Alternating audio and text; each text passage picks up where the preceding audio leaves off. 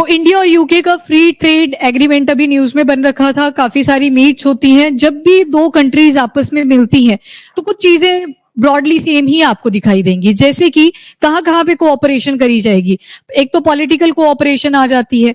अब यूके की अगर बात करें तो यूके में आप क्या पढ़ते हो सबसे पहले? इसका अगर यूके में से मैं आयरलैंड, नॉर्थ आयरलैंड वाला पार्ट माइनस कर दूं तो मेरे पास आ जाएगा ग्रेट ब्रिटेन। उसके बाद ब्रिटेन में आप देखोगे टोटल 3 कंट्रीज कौन कौन सी हैं?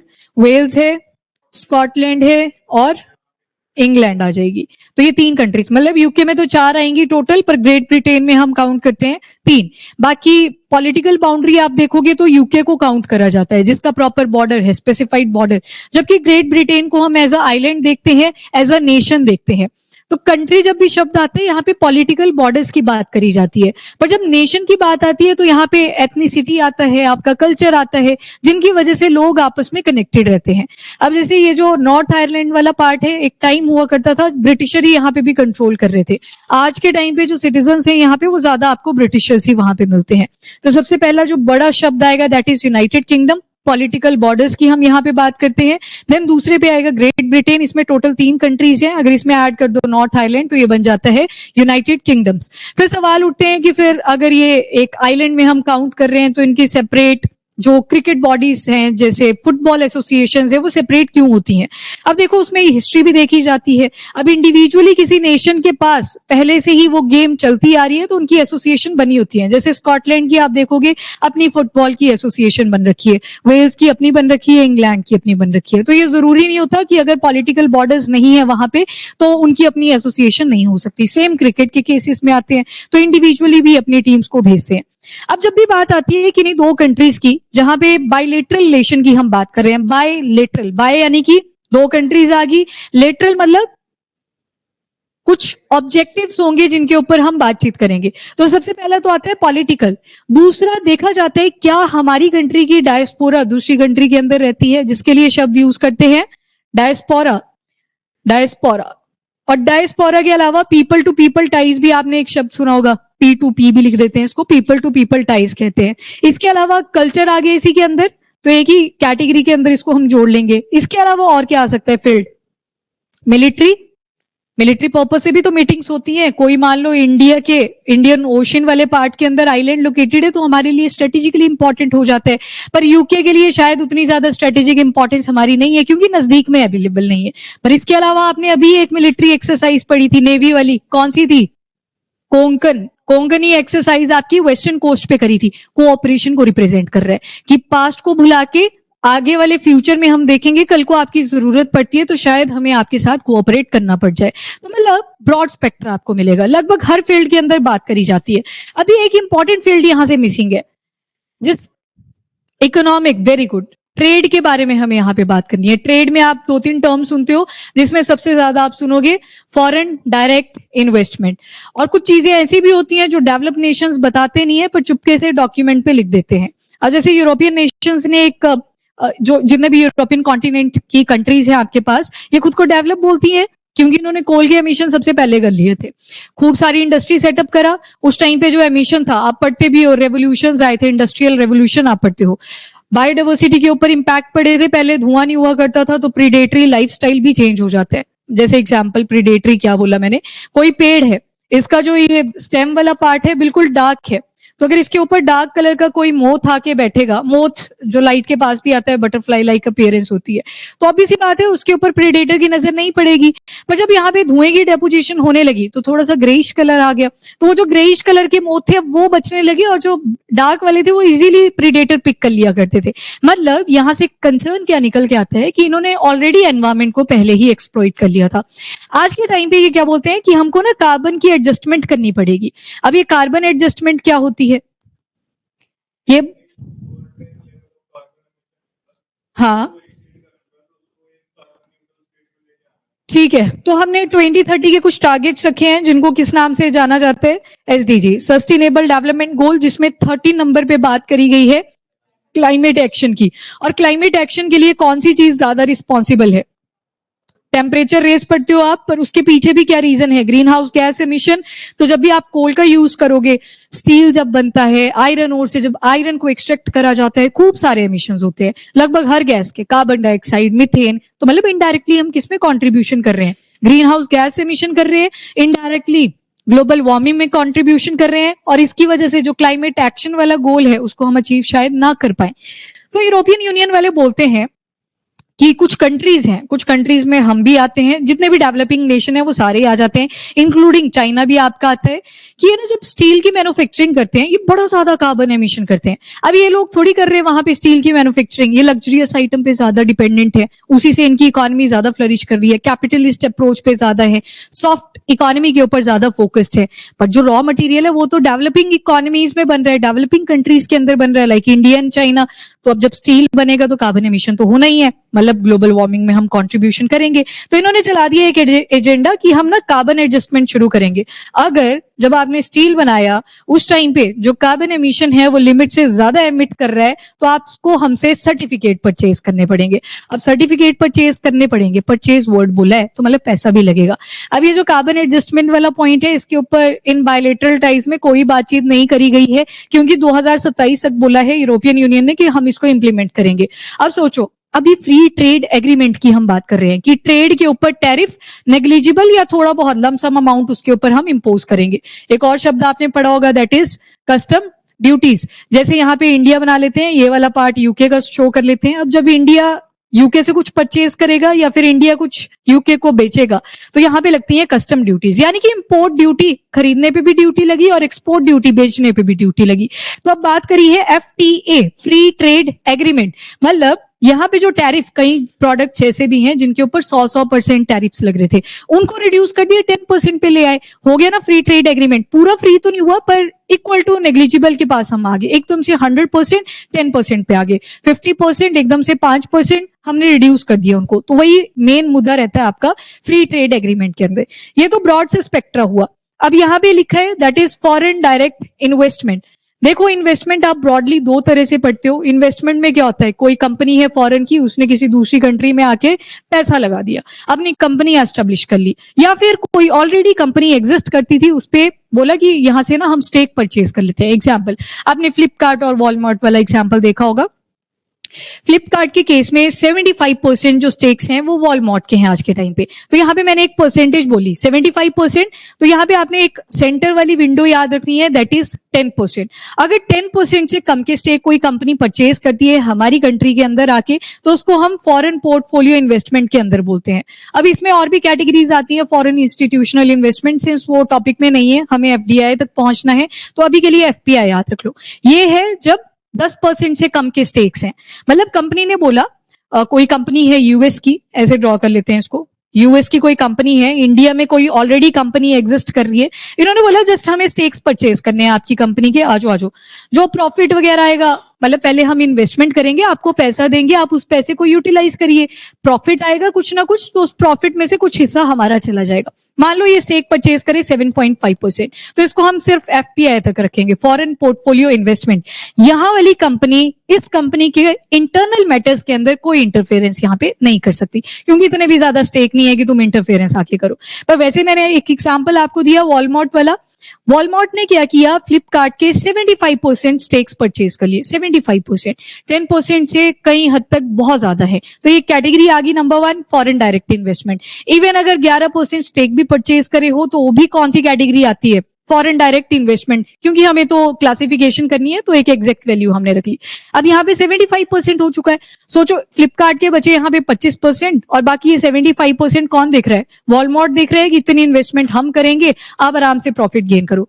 अब यहाँ पे ये कंपनी इस कंपनी के इंटरनल मैटर में भी आपको इंटरफेयर करती हुई दिखेगी। जब भी कोई डिसीजन बनाया जाएगा इस कंपनी के रिस्पेक्ट में, ये कंपनी इंटरफेरेंस शो करेगी, क्योंकि पैसा ही इतना ज्यादा यहाँ पे लाके इन्वेस्ट कर दिया। तो ये आती है आपकी फॉरेन डायरेक्ट इन्वेस्टमेंट। अब इंडिया चाहता है कि एफडीआईज आए यूके से इंडिया की तरफ, तो एफडीआईज के ऊपर भी बात करी गई है।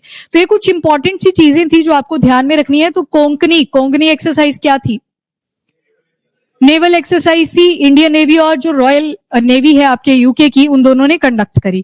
तो चलो अब देख लेते हैं आर्टिकलों को। अब तो जस्ट रीड करना है, एक फाउंडेशन हमने सेट कर ली कि क्या चीजें इसमें आएंगी। हाँ ठीक है जी, ठीक है। हाँ, टेक्नोलॉजी वाला सेक्टर आ जाएगा, कैपेसिटी बिल्डिंग आ जाएगी। अब देखो किसी कंट्री से हम कोई टेक्नोलॉजी करते हैं, परचेज तो कर ली, पर सोचो अगर चलाने ही ना आए, वो कल को खराब हो जाए तो कैसे ठीक करना है उसको, थोड़े बहुत एरर कैसे ठीक होंगे वो पता ही ना हो तो क्या करना उस मशीन का। तो उसके लिए करी जाती है कैपेसिटी बिल्डिंग। कैपेसिटी बिल्डिंग का मतलब है, अगर हम यूके से कोई मशीन खरीदते हैं, जैसे एक टाइम था कोल गैसिफिकेशन का एरा आ रखा था, लास्ट ईयर हमने कोल गैसिफिकेशन किया भी था, यूपीएससी ने वो सवाल पूछ भी लिया था कि क्या क्या प्रोडक्ट्स निकल के आते हैं, डायरेक्ट सा क्वेश्चन था। तो अगर हमें वो मशीनरी परचेज करनी है, क्योंकि उससे एमिशन कम होंगे, तो हमें कैपेसिटी बिल्डिंग भी चाहिए होगी। हम बोलेंगे कि आपकी जो भी एबीसीडी कंपनी है जो कोल गैसिफायर्स को बना रही है, उसको यूज कैसे करना है, अगर थोड़े बहुत एरर आते हैं कैसे ठीक करने हैं। यूके से थोड़ी टीम आएगी उस टाइम पे, तो उसके लिए क्या करवाई जाती है, कैपेसिटी बिल्डिंग। वैसे ही गवर्नमेंट भी प्रोक्योरमेंट करती है। जैसे मान लो हमने कोई एम्यूनिशन बनाया, लेट्स से जैसे थोड़े दिनों में आप ध्वनि मिसाइल को बहुत ज्यादा सुनने वाले हो, जब उसकी प्रॉपर टेस्ट लॉन्चिंग कर दी जाएगी, तो यूके ने इंटरेस्ट शो कर दिया कि सिंस लॉन्ग रेंज की मिसाइल है, इंटरकॉन्टिनेंटल बैलिस्टिक मिसाइल की कैटेगरी में आप देख रहे हो, हम भी परचेज कर लेते हैं। वो आएंगे गवर्नमेंट प्रोक्योरमेंट। गवर्नमेंट ही एम्यूनिशन के केस में प्रोक्योरमेंट्स कर सकती है, बाकियों को लाइसेंस चाहिए होता है। इंडिया के अंदर तो वैसे भी इजी नहीं होता, जैसे गन कल्चर आप देखते हो यूएस में काफी ज्यादा प्रोमिनेंट है। 18 साल के बच्चे हो जाते हैं, यहाँ पे लाइसेंस के लिए दौड़े होते हैं, वहां पे गन के पीछे दौड़े होते हैं। तो वो अपनी अपनी लाइसेंस की जो प्रोसीजर होती है उसके ऊपर डिपेंड करता है। तो ये जो गवर्नमेंट प्रोक्योरमेंट का पैरामीटर है, वो भी इस बायलैटरल टॉक में करा गया है कि कैसे परचेज करेंगे। तो नंबर 1 क्या एडिशन हुई होगी, जो पेपर डॉक्यूमेंट्स वाला काम था उसको हटा दिया गया है, टेक्नोलॉजी ओरिएंटेड ज्यादा रहेगा। जितना लंबा प्रोसेस लग जाता था, कई बार 2 महीने में स्टैंप लगाने के लिए टाइम लगा देते थे, अब बोला उतना टाइम नहीं लगाना है अपने को, 1 हफ्ते में निपटाओ, साइड करो। वैसे आपने एक सेक्टर सुना होगा एमएसएमई, क्या है ये, micro small and medium enterprise. जब आप इकोनॉमी पढ़ोगे, primary secondary tertiary quaternary quinary, बड़े सारे सेक्टर्स आप पढ़ते हो। प्राइमरी आता है रॉ मटेरियल वाला, जैसे एग्रीकल्चर वगैरह हो गया जहां पे आपको रॉ मटेरियल मिलता है, तो प्राइमरी सेक्टर। सेकेंडरी जो सेक्टर है दैट इज मैन्युफैक्चरिंग, ये मैन्युफैक्चरिंग है। और इसी में एक सेक्टर आता है आपका micro small and medium enterprise, मतलब जो छोटे छोटे बिजनेसेस होते हैं, कुछ ना कुछ ये प्रोडक्ट्स बनाते हैं, और एक बहुत बड़ा कंट्रीब्यूशन सेकेंडरी सेक्टर के अंदर एमएसएमईज का रहता है।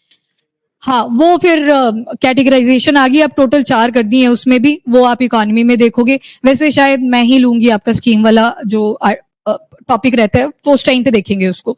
तो वहां पे युवा वगैरह टर्म्स आएंगी, युवा प्लस आ चुका है, तो वो मल्टीपल चीजें हैं। पर ये जो मैन्युफैक्चरिंग सेक्टर है आपका, यहाँ पे एमएसएमई का रोल है। अब यूरोपियन कंट्री यानी कि यूके की जब हम बात कर रहे हैं, इन्होंने बोला है कि जो एमएसएमई वाला आपका सेक्टर है, इनसे अगर 1000 से बिलो यूरोज में बात करी गई है, अगर उससे बिलो की हम परचेजिंग करेंगे तो कोई टैरिफ नहीं लगेगा। मतलब आप लेके आओ अपनी प्रोडक्ट्स, हमें बेचो, पर यहाँ से अकाउंटेबिलिटी बनेगी हमारी कंट्री की। ऐसे ना हो कि चलो टैरिफ तो लग नहीं रहे, फटाफट से जो भी बना बेच दो, क्योंकि बाहर स्टैंडर्ड मेंटेन करे जाते हैं, क्वालिटी चेक करी जाती है, तो वो अपने को इंश्योर करनी पड़ेगी, और वो कंपनीज की अपनी अकाउंटेबिलिटी रहेगी। तो ब्रॉड सा आइडिया लग गया कि ये जो बायलेटरल टाइज इस बार इंडिया और यूके के बन रखे थे, न्यूज में किन चीजों के ऊपर सबसे ज्यादा बात करी। तो ट्रेड आ गया, मिलिट्री का एक साइड एग्जांपल कर दिया, उसमें सिर्फ गवर्नमेंट प्रोक्योरमेंट्स आप देखोगे, टेक्नोलॉजी आ गई, तो ये सारी मल्टीपल चीजें हैं जिनके ऊपर बात करी गई। तो स्टार्ट करते हैं। Number 1, India UK comprehensive economic and trade agreement, मतलब रिवॉल्व कहाँ कर रहा है, इकोनॉमी के अराउंड, पैसे के अराउंड। तो इन्वेस्टमेंट्स आ गई, ट्रेड आ गया, इंपोर्ट एक्सपोर्ट, कस्टम ड्यूटीज, इन सारी चीजों के ऊपर यहाँ पे बात करी। इकोनॉमिक और स्ट्रेटेजिक कोऑपरेशन, स्ट्रेटेजिक आ गया, मतलब कहीं ना कहीं मिलिट्री से रिलेटेड है, लोकेशन से रिलेटेड है, उन सारी चीजों के बारे में बात हुई। ट्रेड को प्रमोट करना है, इन्वेस्टमेंट, इनोवेशन, टेक्नोलॉजी में अगर इन्वेस्टमेंट करनी है तो ऑब्वियस सी बात है इनोवेशन वहां पे खुद ही आ जाएगा, तो इनोवेशन पे बात करी। नेक्स्ट, एक्सपांशन करनी है हमें अपने बायलेटरल टैरिफ्स, जो ट्रेड हम करते आए हैं आज तक, उसको इंक्रीज भी करना है। जितना ट्रेड आज के टाइम पे चल रहा है उससे हमें कई जगह पे टारगेट्स लिखे होंगे, वो थोड़े थोड़े याद रख लेने हैं जस्ट मेंस के पेपर के लिए, बाकी प्री में बहुत कम पूछा जाता है। देन प्रोफेशनल मोबिलिटी, कोई मशीन हमने परचेज करी, या फिर कोई प्रोफेसर है हमारी कंट्री में बहुत अच्छे टॉपिक्स पढ़ाते हैं, तो उनको फॉरेन कंट्री में भेजा जाएगा, फॉरेन कंट्री के हमारी कंट्री में आएंगे। ये बाकी कंट्रीज के साथ भी हम करते हैं, डिफरेंट प्रोजेक्ट्स जब आते हैं। गवर्नमेंट प्रोक्योरमेंट एक्सेस रहेगी दोनों ही नेशंस के बीच में, और इन्वेस्टमेंट करी जाएगी। कौन सी कैटेगरी, फॉरेन डायरेक्ट इन्वेस्टमेंट। तो फॉरेन डायरेक्ट इन्वेस्टमेंट की बात हुई है, तो कितने परसेंट स्टेक, 10% से ज्यादा ही रहेंगे, 10% एक लाइन लगा दी। स्ट्रेटेजिक अलाइनमेंट है। इसके बाद हमें भी आत्मनिर्भर भारत बनना है, तो हमको भी सपोर्ट चाहिए। इसके साथ 2030 का पहले हमने एक सपना देखा था यूके के साथ कि बायलैटरल ट्रेड और जो रिलेशन है उनको और ज्यादा एनहांस करेंगे। बाद में इसको पोस्टपोन कर दिया गया विजन 2035, क्योंकि अचीव नहीं होते जब टारगेट तो हम उसको पोस्टपोन करते हैं। और यूके ने जब ब्रेग्जिट किया था, ब्रेग्जिट का मतलब एग्जिट लिया था फ्रॉम द यूरोपियन यूनियन, तो जब यूरोपियन यूनियन की कंट्रीज आपने देखी थी, इसी वजह से उनके नाम नहीं यहाँ पे आते। तो इंडिया ने भी काफी सपोर्ट किया था, क्योंकि अगर आप यूरोपियन यूनियन का पार्ट हो तो उनके अपने गाइडलाइंस बन रखे हैं कि आप ऐसे एफटीए तक तो नहीं जाओगे। उनका प्रेफरेंशियल ट्रेड एग्रीमेंट चलता है, किनको प्रेफरेंस वो देंगे उनको आप नेग्लिजिबल ट्रेड के पास लेके जाओगे, बाकियों को नहीं। तो जैसे ही उसने एग्जिट ले लिया तो अब इसी बात है, उनके रास्ते और खुल जाते हैं, डाइवर्सिफिकेशन और इंक्रीज कर जाती है। तो इसी वजह से इंडिया ने भी सपोर्ट किया। प्लस जो सस्टेनेबल डेवलपमेंट गोल्स हैं आपके, उन सभी को सपोर्ट करना है 2030 तक जो हमने अचीव करने हैं। वो चाहे से सस्टेनेबल डेवलपमेंट है, जैसे सिटीज एंड कम्युनिटीज वाला कौन सा गोल है, एसडीजी नंबर 11, और वैसे आगे आपका green technology, affordable and clean energy 7 आ जाएगा। देन क्लीन एनर्जी हो गया, यहाँ पे कोलैबोरेशन। एजुकेशन आ गया, क्वालिटी एजुकेशन, एसडीजी 4। इनोवेशन आ गया, 9 आ जाएगा। देन डिजिटल इकोनॉमी, इकोनॉमी की बात हुई है, decent economy, decent growth 8 number पे आ जाएगा। ठीक है जी। नेक्स्ट इज जियोपॉलिटिकल सिग्निफिकेंस, दोनों ही मेजर डेमोक्रेसीज हैं, जस्ट कप पे लिखी होती हैं ये वाली। और उसके बाद जो ये एफटीए टॉक्स है, ये जनवरी 2022 से शुरू होगी थी। जो फर्स्ट राउंड था यहाँ पे वो वर्चुअल हुआ था, क्योंकि 2022 के आसपास 21-23 तक आप वर्चुअल मीटिंग ज्यादा देखते हो, कोविड-19 से हम निकल के आए थे। एंड ऑल्टरनेटिव मीटिंग बाद में फिर न्यू दिल्ली में भी हुई, लंदन में भी हुई, अभी आपने देखा न्यू दिल्ली में भी हुई थी। तो 14 नेगोशिएशंस के अराउंड ऐसे राउंड्स चलते रहे 3 सालों में, मतलब बातचीत चलती रही, कब जाके एफटीए इम्पोज करा जाएगा। अब देखो ये वाला जो डेटा है इसको आप यूज कर सकते हो अपने मेंस के अंदर। 2030 का इंडिया और यूके ने एक टारगेट रख लिया कि अपने को ये इकोनॉमी जो ट्रेड है यूएस डॉलर 120 बिलियन तक लेके जानी है बाय 2030। इसमें ऐसा नहीं है कि कौन सी कंट्री ज्यादा बेचेगी या कौन सी कंट्री ज्यादा खरीदेगी, ये टोटल बता दिया कितना ट्रेड हमारा रहेगा, अराउंड 120 बिलियन यूएस डॉलर तक हम इसको लेके जाएंगे। और ये जो पार्टनरशिप है हमारी इंडिया और यूके की, वो 2035 के विजन को अटेन करने में हेल्प करेगी। मतलब वो थोड़े क्या बोलते हैं उसको, तारीफ सी कर दी एक दूसरे के लिए, जो भी होता है सपोर्ट शो कर दिया। नाउ ये वाली स्लाइड थोड़ी सी इंपॉर्टेंट है। सबसे पहले तो बायलेटरल ट्रेड। अब देखो 2040 तक क्या बोला, पीछे बोला वो यूएस डॉलर 120 बिलियन 2030 का टारगेट रखा हुआ है। ये वाला बोला है कि 2040 तक, अब मतलब एक एग्रीगेट फॉर्म में भी इन्होंने एक टारगेट सेट कर दिया कि हर साल, मतलब ईयरली टारगेट यहाँ पे लिखा है कि एनुअली कितनी ग्रोथ होगी हमारे ट्रेड की। यूरोज में बताया है 25.5 बिलियन एनुअली बाय 2040। और यूके की जो इकोनॉमी है वो अराउंड 4.8 बिलियन यूरोज गेन करेगी, मतलब ज्यादा उनको फायदा रहने वाला है। इंडिया शायद थोड़ी सी घाटे में चलेगी, डेफिसिट में चलेगी, शायद हम उतनी ज्यादा चीजें परचेज नहीं करेंगे, क्योंकि मैंने आपको स्टार्टिंग में ही बताया लग्जरियस आइटम पे ज्यादा डिपेंडेंट है। हमसे भी खरीदते हैं, हम भी उनसे खरीदते हैं, पर थोड़ा सा गेन जो रहेगा वो यूके की तरफ को ज्यादा सपोर्टेड रहेगा। इंडिया की कमिटमेंट है कि ये जो टैरिफ्स हैं, जैसे आप रिड्यूस करोगे हम भी रिड्यूस करेंगे, और ये 90% तक आपको डिक्लाइन मिलेगा।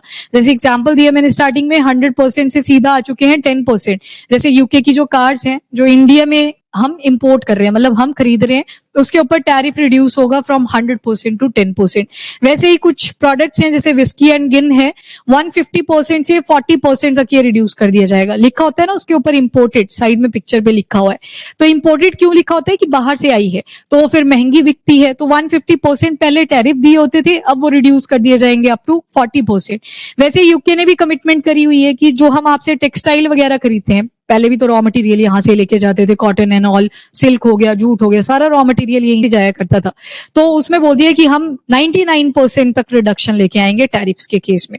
तो हमने 90% बोल दिया, इन्होंने 99%। दोनों की सहूलियत है, सिंस हम डेवलपिंग है तो थोड़ा सा डिस्काउंट तो बनता है। तो वो सारी चीजें आ गई। Next is services and professional mobility.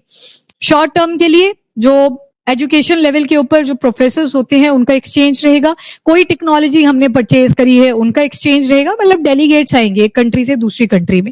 And government procurements भी रहेंगी डिफरेंट सेक्टर के अंदर। यूके ने बोला कि जो आप ट्रांसपोर्टेशन के लिए डिफरेंट मशीन्स, इंजन्स या व्हीकल्स बना रहे हो वो हम आपसे परचेज करेंगे। देन हेल्थ केयर सेक्टर में कोई चीज परचेज करनी है वो आपसे हम परचेज करेंगे, बट एट लो टैरिफ्स। मतलब रिडक्शन कितनी देखने को मिल रही है, अराउंड 1% भी देखी हमने, सॉरी 99% भी देखी, और 100% से 10% पे आए तो 90% भी हमने देखी। ट्रेड फैसिलिटेट करना है, यानी कि इंपोर्ट एंड एक्सपोर्ट को बूस्ट करना है। और कौन सी फील्ड को सबसे ज्यादा यूके ने बोला हम सपोर्ट करेंगे, दैट इज एमएसएमई, जो आप देखिए स्मॉल एंड मीडियम एंटरप्राइज पे सबसे ज्यादा फोकस किया जाएगा। अब इसका डाटा याद रख लेना, शिपमेंट अगर 1000 यूरो से कम की होगी तो उस केस में कोई भी डॉक्यूमेंटेशन का काम नहीं रहेगा, बस शिपिंग कर दो आप, हम देख लेंगे। पर हाँ, स्टैंडर्ड मेंटेन करने पड़ेंगे, ये अकाउंटेबिलिटी उस एसएमई की रहेगी कि आपने बनाया था, स्टैंडर्ड आप खुद मेंटेन करिए, क्योंकि ऑब्वियस बात है ये टैरिफ बढ़ा देंगे। जिस दिन क्वालिटी स्टैंडर्ड गिरेंगे उस दिन यहाँ पे टैरिफ्स आपको बढ़ते हुए दिखेंगे, फिर नहीं ये देखेंगे कि हमने कोई फ्री ट्रेड एग्रीमेंट साइन कर रखा हुआ था। वैसे ही एक और चीज कि जो पेपर वर्क था ये सारा हम रिड्यूस करने वाले हैं ताकि ट्रेड ज्यादा बूस्ट हो सके, और जो डॉक्यूमेंटेशन का काम है उसको कम कर देते हैं, मतलब प्रोसीजर को ईज कर दिया, ease of business, ease of doing business जो टर्म आप पढ़ते हो।